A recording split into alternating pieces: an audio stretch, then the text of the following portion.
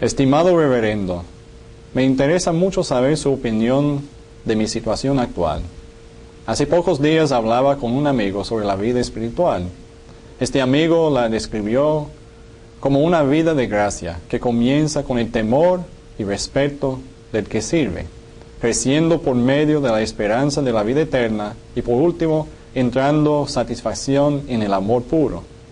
También dijo que diferentes personas experimentan este amor consumado en mayor o menor grado. En mi desarrollo espiritual no he seguido pasos en particular. Al contrario, encontré métodos que desalientan. Mi intención al principio de mi caminar cristiano era ofrendarle por completo mi vida a Dios. Lo hice porque lo amaba y quería pagar por mis pecados, renunciar a todo lo que le ofendía a Dios.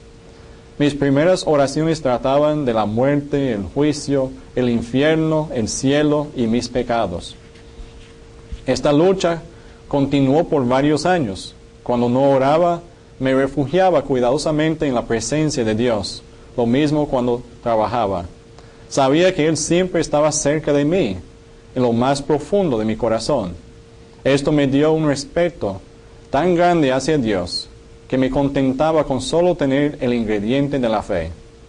De esta manera continué orando, lo que me dio enorme paz y alegría. Durante los primeros 10 años, sin embargo, me preocupé porque mi vida diaria con Dios no era lo bastante buena. No podía olvidar mis pecados pasados. Me sentía muy culpable cuando pensaba en toda la gracia que Dios me había mostrado.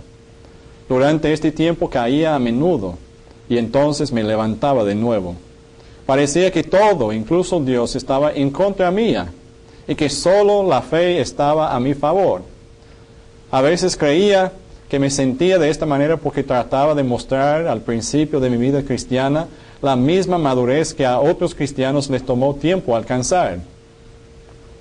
A veces era tan difícil que pensé que iba rumbo al infierno, ofendiendo con premeditación a Dios y que no había salvación para mí.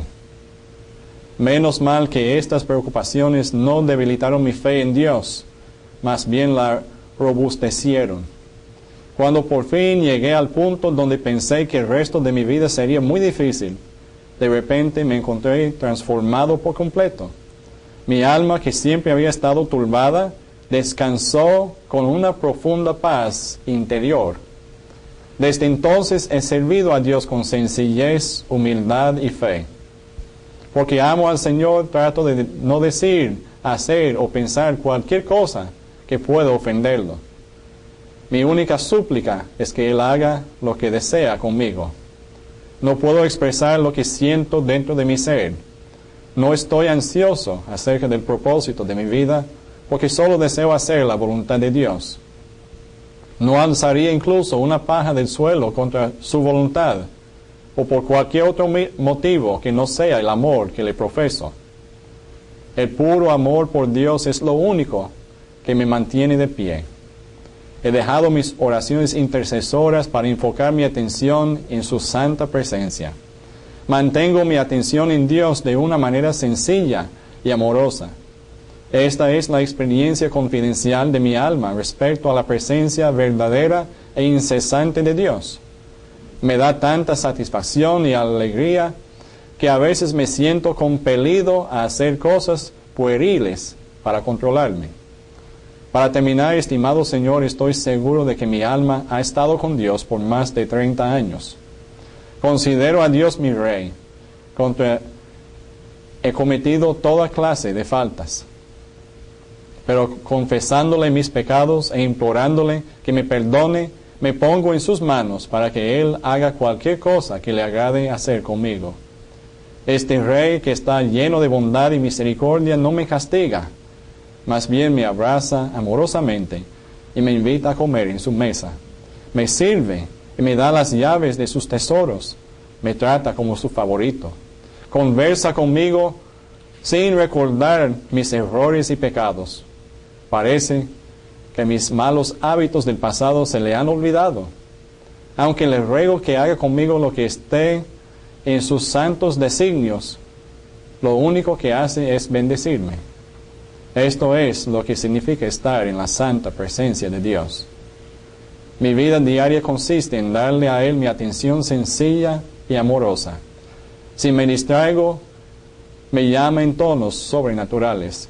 Si piensa en mí, recuerde la gracia con la que Dios me ha bendecido en lugar de mi acostumbrada ineptitud humana. Mis oraciones son una sencilla continuación de este mismo ejercicio. A veces me imagino que soy un pedazo de piedra que espera por el escultor. Cuando me entrego a Dios de esta manera, Él comienza a esculpir en mi alma la imagen perfecta de su Hijo amado. A veces siento que mi mente y corazón se elevan hacia su presencia, como si siempre hubiera pertenecido a la esfera celestial. Algunas personas considerarían esta actitud engañosa para mí, pero no puedo permitir que la llamen de esa manera, ya que en esta condición solo deseo estar en la presencia de Dios. Si me engaño a mí mismo, el Señor tendrá que remediarlo. Quiero que cumpla su voluntad en mi vida. Todo lo que deseo es ser de Él por completo. Sus sugerencias acerca de cómo debo conducirme en todo esto me ayudarán, ya que respeto su opinión muchísimo. Queda de usted en Cristo. Nosotros ahora estamos listos para continuar lo que estuvimos contemplando en la sesión pasada, y son algunas observaciones respecto a la oración verdadera que encontramos en 2 de Crónicas, capítulo 7, versículo 14. Aquí Dios está diciendo a su pueblo en un pacto que está haciendo con Salomón: si se humillare mi pueblo sobre el cual mi nombre es invocado, y oraren y buscaren mi rostro, y se convirtieren de sus malos caminos, entonces yo oiré desde los cielos, y perdonaré sus pecados y sanaré su tierra. Ya hemos notado que de aquí podemos observar que la oración es básicamente para el pueblo de Dios. Y al entrar en la oración debemos de hacerlo con humildad. Y debemos de orar, de utilizar este medio, esta disciplina que Dios nos está proporcionando, porque es una invitación a su santa presencia. Y al entrar en su presencia debemos de buscar su rostro sin miedo. Porque el miedo no es de un padre cruel, impaciente, que está descontento con nosotros, sino de un padre amoroso, sonriente, que nos ama y quiere mostrarnos su amor, su ternura en todas las cosas. La próxima cosa que encontramos en este pasaje dice que si el pueblo de Dios, si los hijos de Dios se convirtieren de sus malos caminos, los pecadores deben arrepentirse. Cuando hablamos de arrepentirse es volverse del pecado, dejar atrás el pecado. El volverse a Dios es la misma cosa, es una misma acción, porque cuando estamos nosotros arrepintiéndonos, dejando atrás el pecado, se supone que estamos volviéndonos a Dios, que Dios es quien nos está impulsando, nos está llamando a venir a Él de nuevo.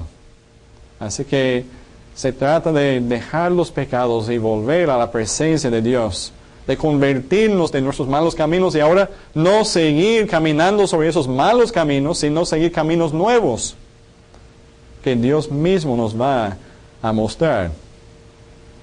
Si se convirtieren de sus malos caminos, Dios dice, haciendo una promesa: yo sanaré, perdonaré sus pecados, sanaré su tierra. Los pecados son perdonados por Dios, olvidados, borrados de la cuenta. La tierra es sanada. Se trata de una sanidad completa, un perdón completo, porque el pecado en realidad habla de sanidad, porque el pecado es una enfermedad. Y se manifiesta por medio de muchos síntomas en nuestra vida. Pero es una enfermedad que solamente Dios como médico puede sanar y sacar de nuestra vida. Y está dispuesto a hacerlo. Dios quiere que nos volvamos a Él, aún con nuestras manchas, aún después de todas nuestras caídas. Él quiere recibirnos. Nada más tenemos que recordar la parábola del hijo pródigo en el Nuevo Testamento. Cómo el padre de esa parábola representa a Dios, la disposición, la actitud de Dios para nosotros, y cómo está dispuesto en todo momento a recibir con sus brazos abiertos a su hijo perdido y perdonarle y restaurarle a su lugar. Dios quiere hacer lo mismo con nosotros. Hay dos cosas más que queremos decir que no se encuentran en este pasaje de 2 de Crónicas, capítulo 7, versículo 14. Pero queremos notar también la necesidad del pensamiento en la oración. La oración no se compone de clichés, de los deseos, ni refranes paganos del mundo. La persona que ora debe pensar profundamente y preparar lo que quiere decir a su amado. Nosotros, cuando vamos a sentarnos y hablar de cosas con una persona, con nuestra esposa, con nuestro esposo, con otra persona de interés, de importancia en nuestra vida, nosotros le damos mente. Pensamos en lo que vamos a decir para tocar los puntos más importantes y también para demostrar nuestro respeto y no ofender a la otra persona. Jesús enseñó esto también a sus discípulos, que debían de mantenerse velando en la oración. La oración es estar en asamblea con Dios, y queremos entrar en esa asamblea con la mayor reverencia y respeto posible, pensando bien en lo que vamos a decir, pensando también en que no estamos ahí solamente para hablar, pero también para escuchar a Dios. Y luego debemos de escudriñar las Escrituras cuando oramos. Necesitamos leer la Biblia. La palabra que estamos estudiando es la palabra que oramos. ¿Cómo vamos a entrar en la presencia de Dios? ¿Cómo vamos a orar conforme a la voluntad de Dios si no tomamos tiempo también para dedicarnos a escudriñar su palabra, a leerla, a meditar sobre ella? Tenemos que permitir a Dios que Él nos hable a nosotros antes de que nosotros nos atrevemos a hablar a Él. La oración comienza con escuchar. El Proverbio 28, versículo 9 dice que el que aparta su oído para no oír la ley, su oración también es abominable. Bien, hemos hablado de la oración, hemos dicho que es una relación y hemos hecho algunas observaciones respecto a la oración verdadera. Pero ¿cómo se debe orar? Vamos a hablar de eso por un momentito. ¿Cómo se debe orar? O sea, ¿cuáles son algunas cualidades de la oración verdadera? La primera cosa que queremos notar es que debemos de orar en el Espíritu. Una cualidad de una oración verdadera es que lo hagamos en el Espíritu.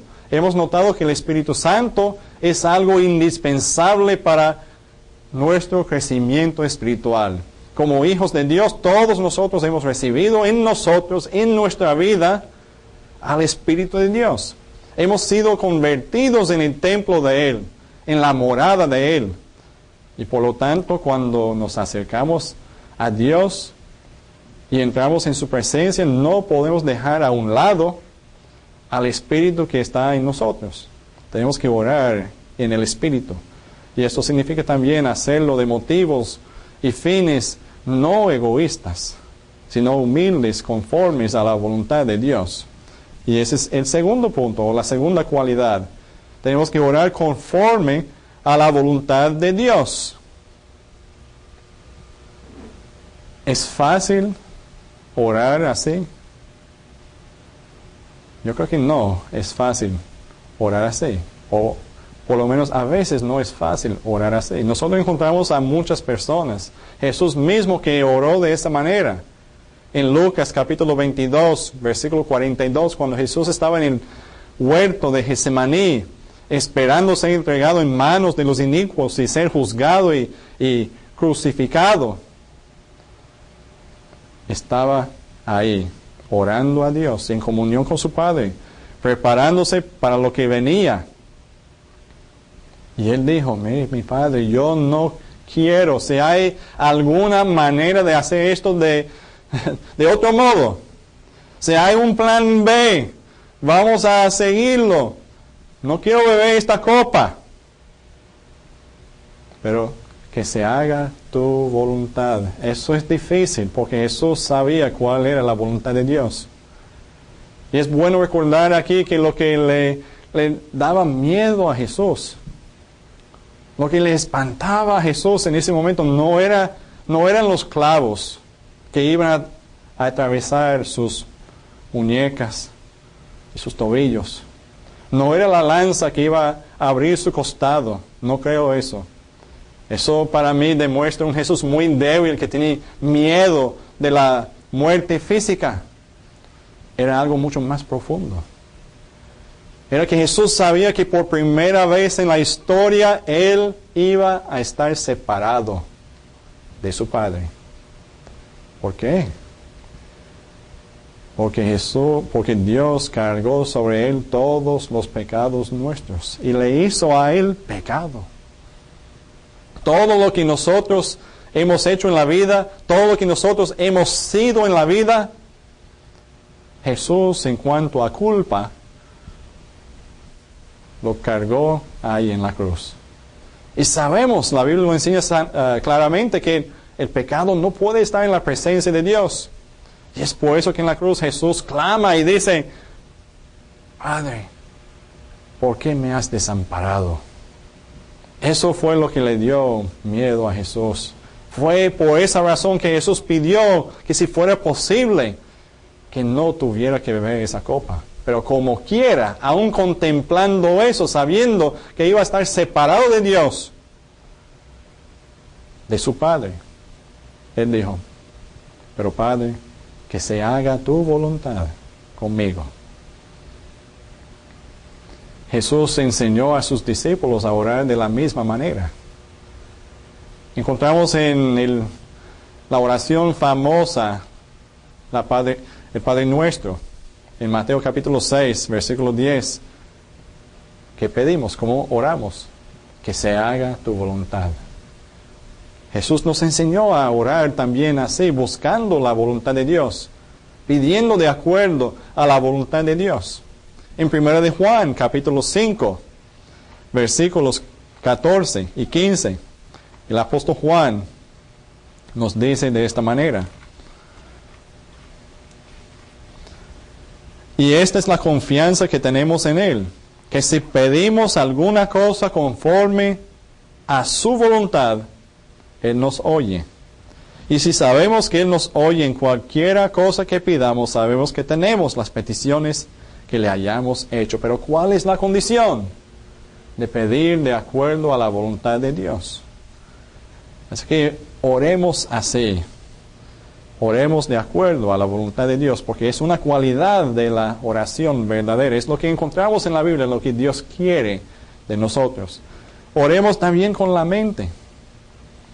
La mente nos ayuda a formular nuestras peticiones para hacerlas más precisas y concisas y específicas. No siempre pedimos algo específico, ¿verdad? A veces tenemos que ser más específicos para que Dios nos bendiga de esa manera. Claro, estoy hablando de manera jocosa. Pero ¿cuántos hemos orado de manera muy general a veces y Dios oye la oración, Dios responde, pero responde de una manera que no habíamos pensado? En realidad estamos pensando otra cosa. Yo en este momento tengo 4 hijos. El primero tiene 19 años. Mi hija, la segunda, tiene 18 años.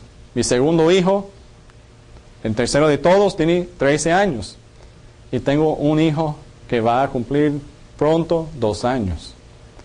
Fue que mi esposa en algún momento, cuando cambió nuestro ministerio en un país donde vivíamos en aquel tiempo, ella oró a Dios teniendo ahora un papel más pequeño en el ministerio de la iglesia. Oró a Dios diciendo: Dios, dame algo que hacer. Bueno, ella estaba pensando en algún trabajo, una cosa así. ¿Y qué fue lo que Dios le dio? Un hijo, otro hijo más. Tenemos que a veces usar la mente y pedir de manera más específica. Pero ese hijo ha sido una gran bendición porque vemos que Dios sabe más que uno. Aunque estamos pensando nosotros en un trabajo para ella, Él nos dio otro hijo para bendecir a toda la familia. Y gracias le doy a Dios por eso. También cuando oramos, debemos de orar en el nombre de Cristo. Cuando mencionamos el nombre de Jesucristo, afirmamos que nosotros lo representamos a Él y que Él actúa, o que estamos actuando como Él, que tenemos sus deseos, que estamos buscando sus virtudes, que estamos dándole gracias, queriendo agradarlo a Él, que queremos ver desde su perspectiva lo que estamos haciendo y lo que Él está haciendo. Cuando nos preparamos para hacer una petición delante de Dios, debemos de preguntarnos primero, ¿qué desearía Jesucristo en esta situación? Y que los deseos de Dios lleguen a ser los deseos nuestros. Tenemos también que permanecer en Cristo. La oración es tanto un medio como un resultado de estar en la presencia de Cristo, estar andando con Él. Tenemos que pasar tiempo con Él en oración y en su palabra. Tenemos que orar con fe. La oración es la fe hablando, la fe en voz audible. Estamos nosotros cuando oramos profesando nuestra fe, dándole forma a nuestra fe, diciendo lo que creemos que Dios está haciendo en nuestras vidas o en el mundo en el cual nosotros vivimos. Cuando oramos debemos de creer también que cosas van a suceder, porque no estamos orando a una persona cualquiera. Estamos orando al Creador del universo. Él puede hacer las cosas. Así que tengamos confianza en el cuidado y los propósitos de Dios para nuestra vida. La fe no solamente cree en que Dios puede, pero que también que Dios lo hará. Debemos de orar también con humildad, como vimos en 2 de Crónicas, capítulo 7, versículo 14. La humildad reconoce su necesidad de Dios. La humildad se somete a Dios. Y el secreto de la humildad es saber quién es Dios y quiénes somos nosotros delante de Dios. Alguien ha dicho que la postura en la oración no es tan importante, o que la postura no es la oración, pero la oración sí implica postura. Sí implica entender quiénes somos nosotros y quién es Dios. Y reconocer que nuestra respuesta delante de Él tiene que ser humilde. Debemos de orar también con sinceridad. La honestidad ha sido siempre el fundamento de todas las relaciones. Todas las relaciones humanas, y cuanto más como fundamento de la relación entre el hombre y Dios. Dios quiere que seamos honestos con Él. Y aun cuando no lo somos, Él lo sabe. Entonces, ¿por qué no serlo? ¿Por qué no ser honesto? Bueno, a veces es difícil porque no somos honestos con nosotros mismos o con los que nos rodean, pero tenemos que aprender a ser honestos con nosotros mismos, con los demás y con Dios. La oración falla cuando nos rehusamos a ser honestos. Luego tenemos la perseverancia. Dios espera que nosotros perseveremos en la oración para que nos aseguremos de lo que Él quiere y de lo que nosotros también queremos. Dios desea adiestrarnos a nosotros para que quitemos nuestros ojos de las circunstancias desalentadoras que encontramos en el mundo y para que nosotros nos concentremos en Él. Así que debemos de perseverar, seguir firmes en la oración, pedir constantemente, agradar a Dios, o mejor dicho, darle gracias a Dios regularmente, alabar a Dios y adorar a Dios en la oración también continuamente. Y debemos de orar con intensidad o fervor. ¿No era de esa manera que Jesús oraba en el huerto de Getsemaní? Dice el pasaje, estando en agonía, oraba más intensamente y era su sudor como grandes gotas de sangre que caían hasta la tierra.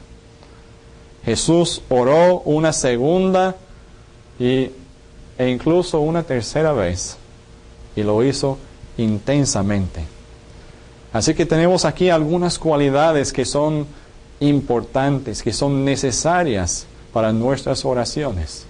Tenemos que orar en el Espíritu, conforme a la voluntad de Dios, utilizando nuestras capacidades o habilidades mentales en el nombre de Jesús, permaneciendo en Él, hacerlo con fe y humildad y sinceridad, y no darnos por vencidos después de la primera oración, sino seguir firmes, perseverando en ella, y orar intensamente con todo nuestro ser, como vemos en el ejemplo de nuestro Señor Jesucristo.